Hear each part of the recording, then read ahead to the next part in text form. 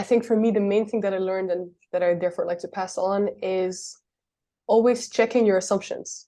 Because no matter how well of an expert you are in your niche, that's how I started off too. I'm trained by monks. Of course, I know this stuff, right? But then again, let's say coming back home, or even if you did stay home, making sure that the assumptions that you hold are true. Because otherwise, you may end up building a business based on assumptions that may not be correct. And that means you have to redo everything. And that, excuse my language, sucks quite a bit. So always make sure that you know for a fact that what you're assuming is right, because we have lots of ideas in our minds, but it may not be what our audience needs. It may not be what our market is looking for. It may not be what our clients can use. You know what I mean?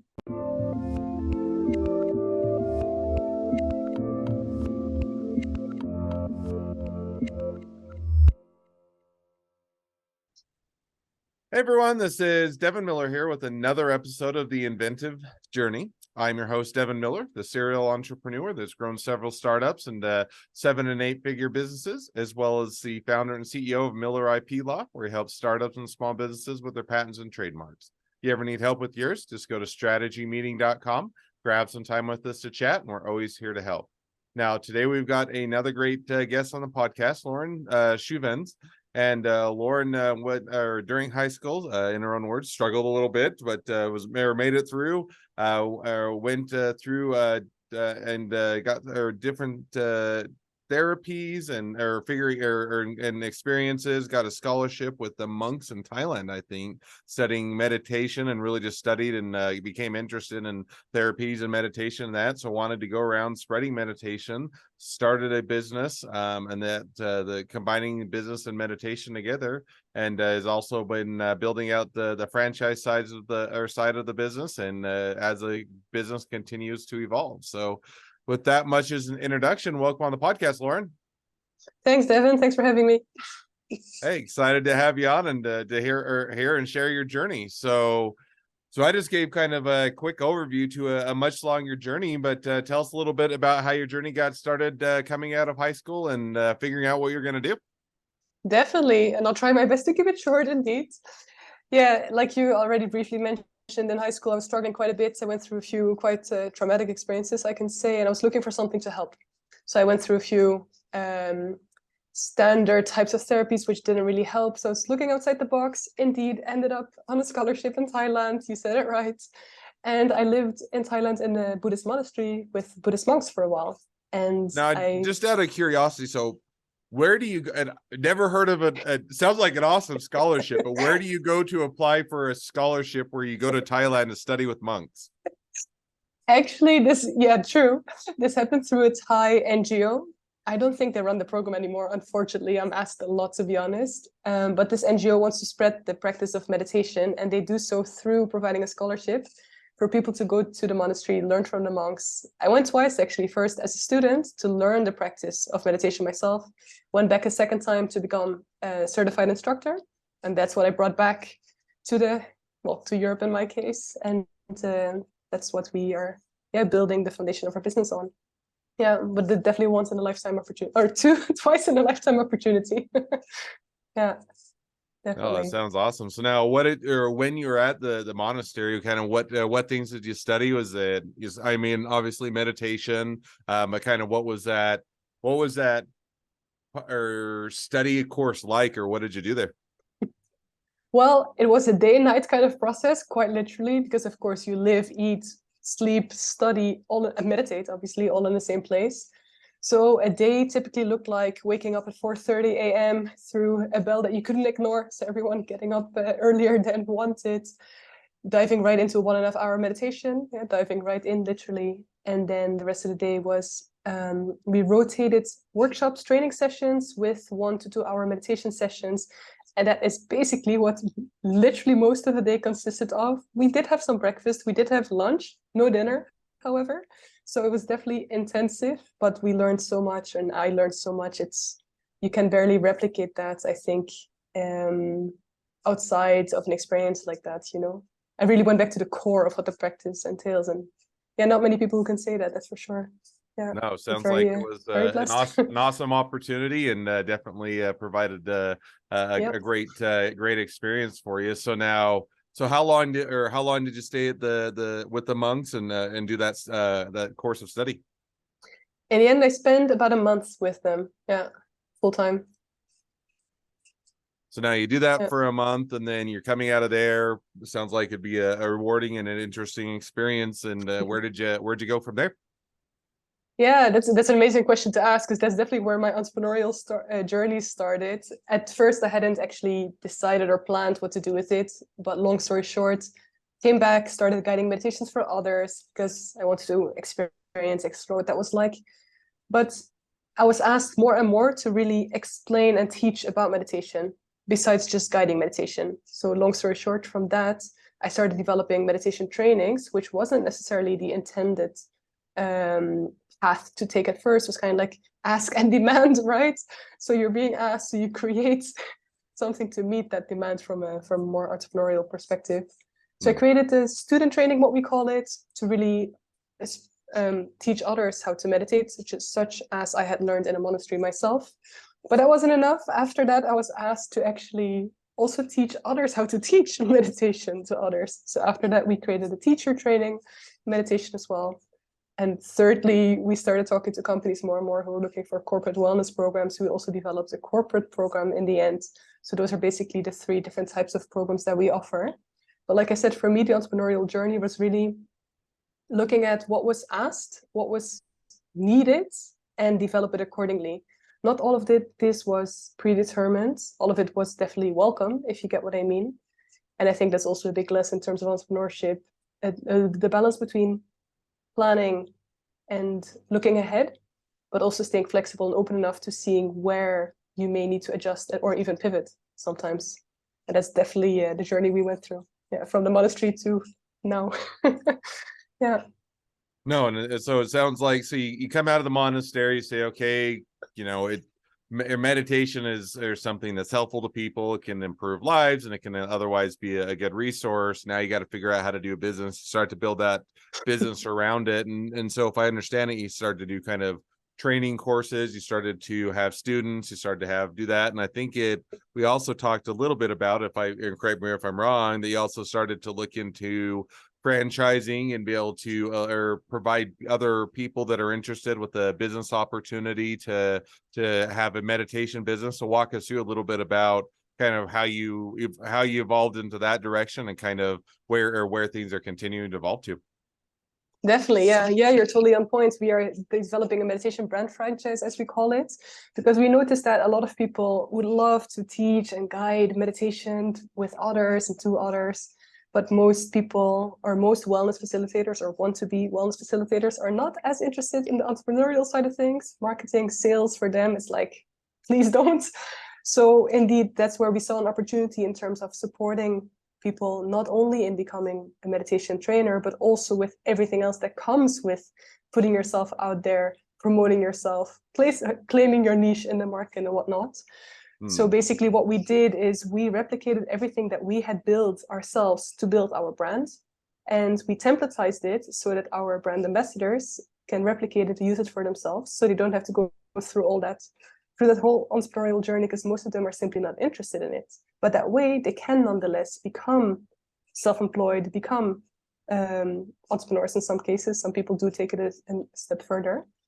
But if ambassadors who are not interested in it, can still find their clients, find their students, make sales, spread the practice, and share the practice with others without having to figure out everything that comes with it. How to sell yourself, how to find your clients, how to niche down, all that stuff. I love it. They oftentimes don't. So that's the sweet spot of where we come in to support. Yeah. Awesome. No, it sounds like it was a great opportunity and gives people a pathway to focus on what they enjoy and not have to focus on the things that they don't enjoy. So now with that, as you're now opening up a franchise, you're kind of giving people that giving that opportunity kind of, or, that catches us up a bit to where you're at today, but give us an idea. Where do you see the next 6 to 12 months headed? Is it continuing to expand the business? Continuing to open up new franchises, going in a new direction, evolving, or kind of where do you see things headed? In our case, definitely adding on new franchises and new franchisees, because I wish we could deliver training in more languages than we do currently. I wish we could deliver training in more time zones, more locations, also in person than we do currently. So our focus is definitely on expanding what we've built so far and adding on or onboarding new ambassadors who can help us expand even further. Because a lot of our trainings take place online, but we also have ambassadors who host trainings in person.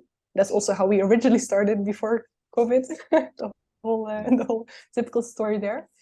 But we actually do have a vision of partially going back to in-person trainings, because you can create a whole sensorial experience around it that you just can't replicate online. But ambassadors do have a choice. But we definitely want to expand to more locations, more communities, more countries, more cities, more languages, more time zones. So big dreams there.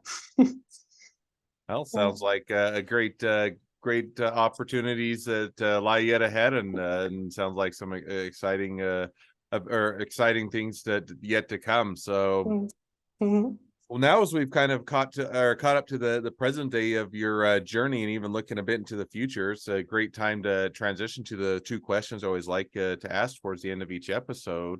So the first question I always like to ask is, along your journey, what was the worst business decision you ever made, and what'd you learn from it? That's a really good question. I'm sure I made a few. The worst one. Well, really good question. Not sure how to answer it, actually. Doesn't mean I didn't make any mistakes. I definitely did. But it's more like, I guess either the mistakes didn't turn out to be as bad before I caught them, if you get what I mean. I was able to mitigate them before it really blew something up. I can talk about main challenges though, because I've been in and out with co-founders. So it's not necessarily a mistake, but something I think for other entrepreneurs to think through very well. If you do want to partner up with a co-founder, because most people think that's a should, then again, ask yourself the question, indeed, should you? Do you need one for real? Because it does mean shared responsibilities, which can be nice, but also means shared everything else, right? All the income that does come in will be shared as well. And is that worth it? Does the other person bring in enough to also justify sharing everything else? And it sounds a bit black and white perhaps, but working with and without co-founders and having been told multiple times that I may not need one at this stage, which was definitely a mindset shift for me to go through, thinking that I can build this dream all by myself, at least for now. But I noticed quite a bit with other entrepreneurs that they always go find a co-founder just because everyone does it, and not because they really make a conscious decision to do so. So again, not necessarily a mistake, but more like a journey in terms of going back and forth with it, which took some time, effort, energy, money, etc. And now I'm here at this point by myself. Of course, I have my team, but without a co-founder, which may again change next year or so. So yeah. I think that definitely makes sense, and I think that, when you're choosing, first of all, you have to decide if you want a co-founder, or if you want to work with them. Sometimes it's great. And as you said, you can share the load, you can share the burden. Other times it's now you have another person in the mix, you lose some of your freedom, you have to run things by other people. And, there is those trade-offs. And if you can find a great match with a good co-founder, it can make a great experience, and vice versa. If you find a match that maybe isn't quite so good, then it can be hard for the business to continue through that. So I think that's a great, even if it's not or technically a mistake, a good thing to learn from nonetheless. Second question now that I ask is, now if you're talking to someone that's just getting into a startup or a small business, what would be the one piece of advice you give them? I think for me, the main thing that I learned and that I therefore like to pass on is always checking your assumptions. Because no matter how well of an expert you are in your niche, that's how I started off too. I'm trained by monks. Of course, I know this stuff, right? But then again, let's say coming back home, or even if you did stay home, making sure that the assumptions that you hold are true. Because otherwise, you may end up building a business based on assumptions that may not be correct. And that means you have to redo everything. And that, excuse my language, sucks quite a bit. So always make sure that you know for a fact that what you're assuming is right, because we have lots of ideas in our minds, but it may not be what our audience needs. It may not be what our market is looking for. It may not be what our clients can use. You know what I mean? And we went off track there a little bit as well, thinking like, oh no, I'm sure everyone wants to learn meditation in the way that we offer. But then it turned out, no, actually, we have to expand and open up and broaden further, which is what we eventually did. But always check your assumptions. Never just assume and take it at face value. I know, being a meditation trainer, I know all the stuff that we have in our minds. It's not always correct. More often than not, it's actually biased. So yeah. No, I think that definitely makes sense, and it's a great takeaway. And I think that sometimes we come in and sometimes it's assumptions that we have that we think we know it, or we're experienced, or we know what's different. Sometimes it's assumption within an industry, assumption by others, and sometimes they're good assumptions or they're correct, and other times they lead you down the wrong path. So I think checking those and making sure that what you're assuming and what is maybe the conventional knowledge lines up or makes sense. So I think that's a great piece of advice and a great takeaway. Thank you.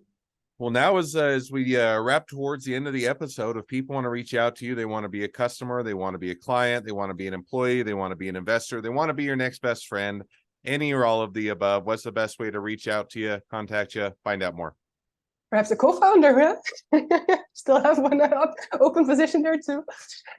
We can be found under Samavera Meditation. So website samaverameditation.com, Instagram, Facebook, LinkedIn, wherever you can think of, we're probably there. Samavera Meditation. Awesome. Well, I definitely encourage people to reach out, connect, and support a great new business, and maybe you'll even find a great co-founder. So perfect. Well, with that, thank you again for coming on the podcast. It's been fun. It's been a pleasure. Now, for all of your listeners that are out there, if you have your own journey to share and you'd like to be a guest on the podcast, we'd love to have you. So just go to inventiveguest.com, apply to be on the show. A couple more things as listeners, make sure to click share, subscribe, leave us a review. Helps us to reach even more startups and small businesses to help them along their journey to success. And on that note, if along your journey you ever need help with patents, trademarks, or anything else with your startup, your small business, just go to strategymeeting.com. Grab some time with us to chat, and we're always here to help. Well, thank you again, Lauren, for coming on the podcast, and wish the next leg of your journey even better than the last. Thank you so much, Devin. Take care.